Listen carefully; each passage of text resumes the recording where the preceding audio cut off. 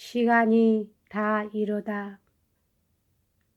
윈스턴이 해군성 장관으로 임명되었을 때 클레멘타인은 경제적인 이유를 들어 장관 관저로 이사하는 것을 지연시키는 데 성공을 거두었다. 그러나 이제는 싫지만 클레멘타인은 점잖게 패배를 한 것이다. 그래서 처칠 가족은 1913년 4월 초에 에클레스턴 스퀘어에 있는 집에서 해군성 장관 관저로 이사했다. 그러나 클레멘타인은 윈스턴과의 타협 과정에서 승리를 거두었다. 저 클레멘타인은 고용원들의 숫자를 줄이기 위해 크고 아름다운 방들이 있는 아래층을 폐쇄하기로 결정한 것이다. 이렇게 함으로써 그들은 12명의 고용원들을 9명으로 줄일 수 있었다.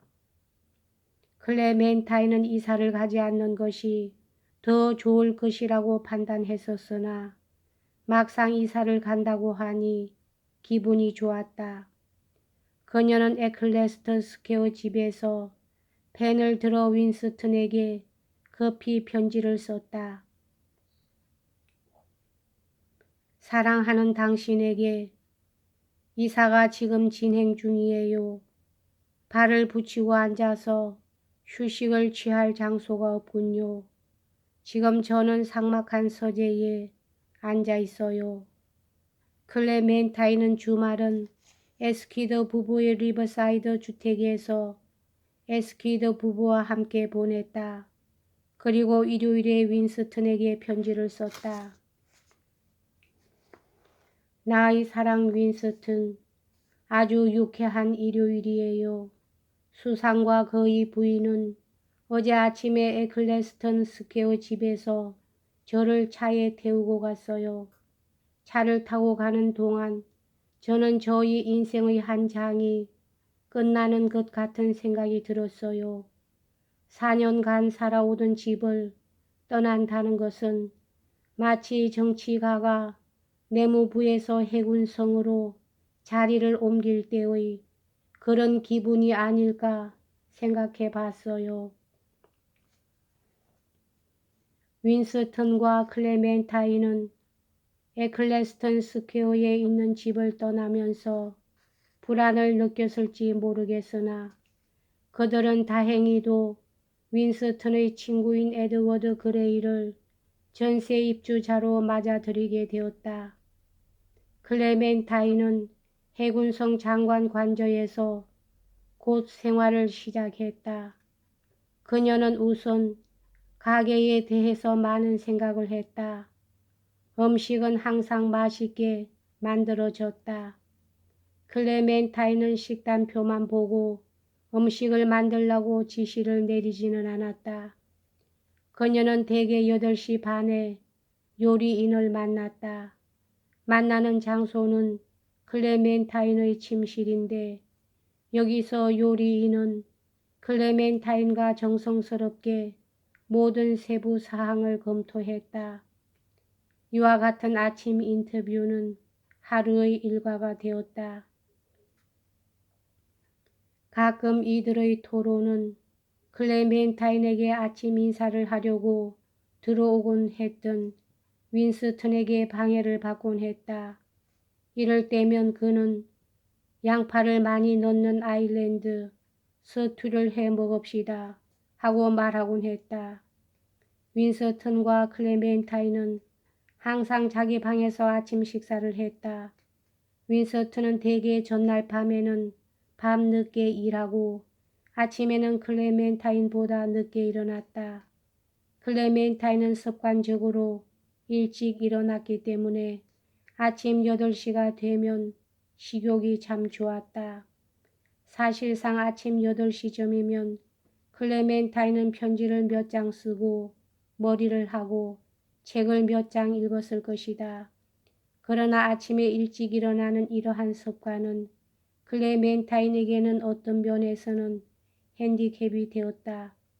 왜냐하면 저녁이 되면 힘이 감퇴되었고 또 나이가 점점 더 먹음에 따라 일찍 자리에 들고 싶어졌기 때문이다. 클레멘타인의 가장 매력적인 특징은 그녀의 활력이었다. 그러나 그녀에겐 이 활력을 뒷받침해 주는 정력이 없었다. 그래서 클레멘타인은 일생 동안 두드러질 정도로 긴장과 피로를 느꼈다. 젊었을 때에도 그녀는 저녁에 활동을 하기 위해서는 오후에 휴식을 취하지 않으면 안 되었다. 윈스턴과 클레멘타인은 유행을 좇는 사교 생활에 참여하는 경우는 드물었기 때문에 윈스턴 부부의 집을 찾아오거나 윈스턴 부부와 함께 식사를 하는 사람들은 대부분은 친척이 아니며 정부에서 일하는 사람들이었다. 따라서 클레멘타인과 윈스턴의 친한 친구들은 모두 정치 세계에서 사귄 사람들이었다.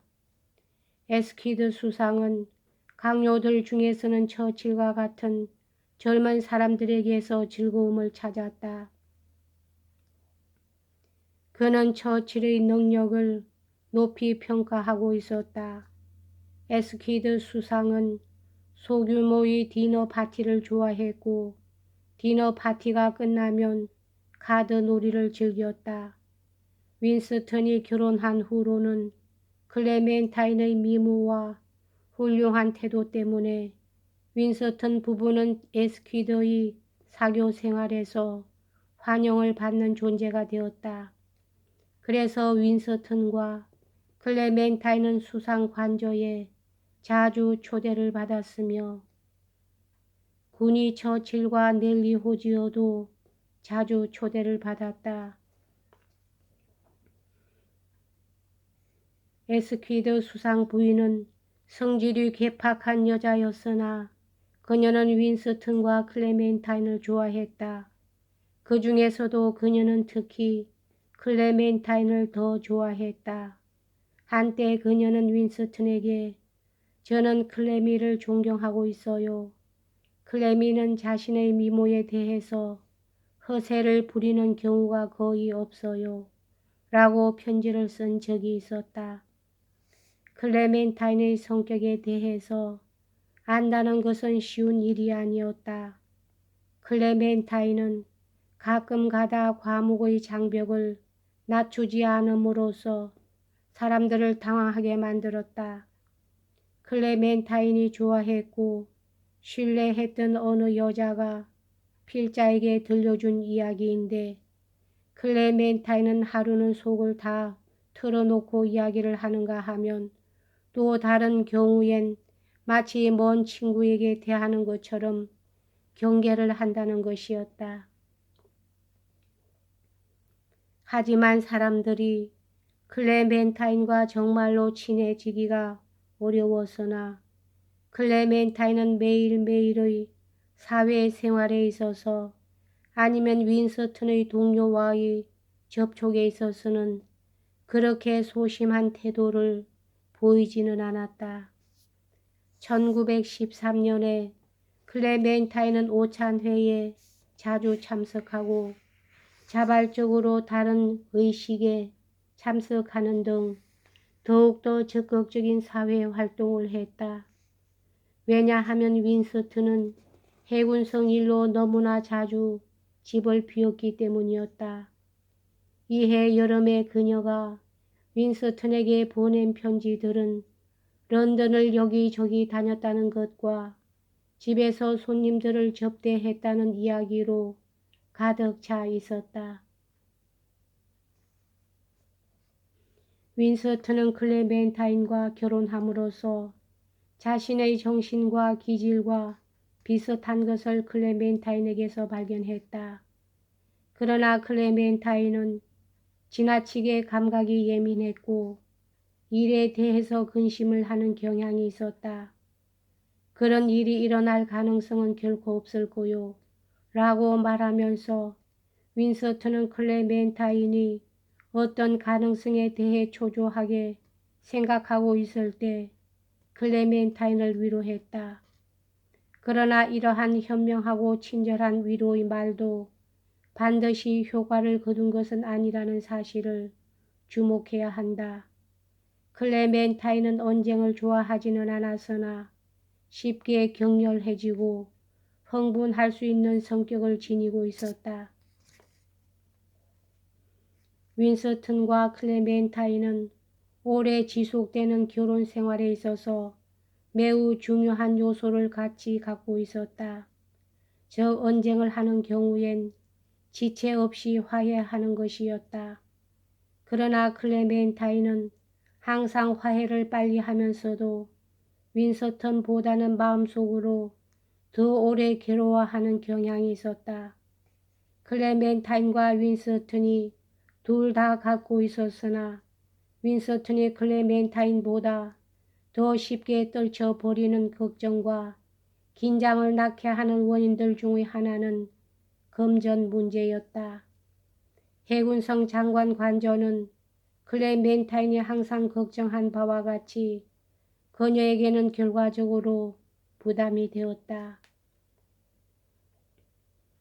1914년 4월에 클레멘타인은 윈스턴과 마드리드에서 휴가를 보내고 집에 돌아오는 길에 파리에 며칠간 머물러 있었다. 윈스턴은 클레멘타인에게 보내는 편지에서 금전 문제를 검토한 뒤 다음과 같이 있었다. 우리들의 재정 상황은 심각하게 그리고 신속하게 주의를 할 필요가 있어요. 1914년의 1사분기 중에 휴가비에 든 비용은 깜짝 놀랄 정도요.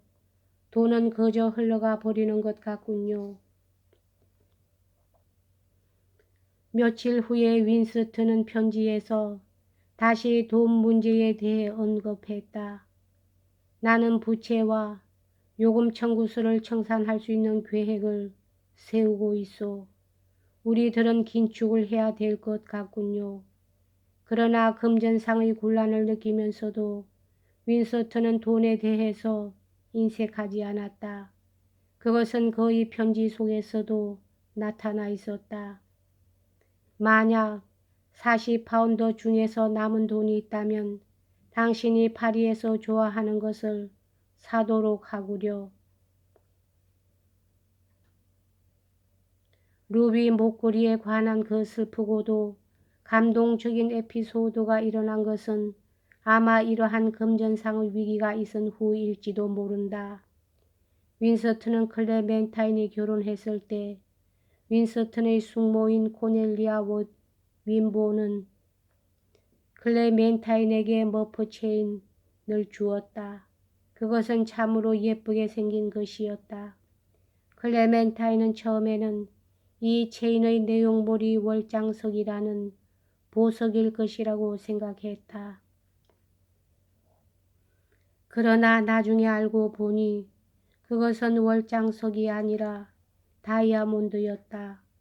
윈스턴은 결혼 선물로서 아름다운 루비와 다이아몬드로 된 목걸이를 주었는데 클레멘타인은 월장석이라고 생각했던 그 다이아몬드를 이 목걸이에다 합쳐 놓았다.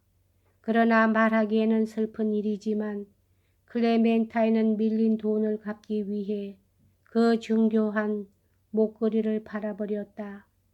윈스턴은 이 성급한 행동을 알자마자 그녀의 그 귀중한 소유물을 다시 찾기 위해 보석상으로 달려갔으나 때는 너무 늦었다. 전쟁이 일어나기 전 18개월간 윈스턴과 클레멘타인은 1년의 즐거운 휴가를 즐겼다. 1913년 2월에 그들은 잠깐 동안의 휴식을 취하기 위해 칸느로 갔다. 그리고 5월에는 인찬트리스 호를 타는 태양 아래서 지중해를 순항했다. 이때 윈스턴은 몰타 섬에 있는 해군 기지를 검열했다. 이 순항 파티에는 에스키드 부부도 끼어 있었다. 그들은 베니스에 상륙했다가 몰타에 가는 도중에 아테네에 들러 달빛 아래서 아크로폴리스를 보았다. 이번 항해 도중에 클레멘타인은 요리인과 이야기할 기회가 있었는데 이때 클레멘타인은 큰 양철통에 크고 아름다운 거북 한 마리가 있는 것을 발견했다. 클레멘타인은 그 거북은 무엇에 쓰는 것이냐고 물어보았다. 요리인은 대답했다.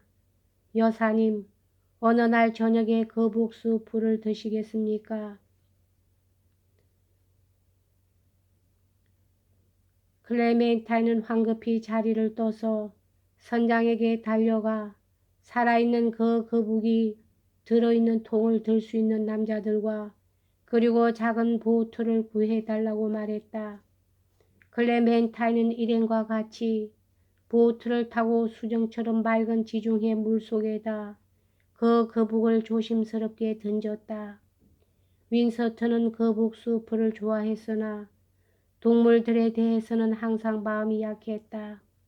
그래서 그는 클레멘타인의 자비로운 행위를 지지했던 것이다. 여기까지 하겠습니다.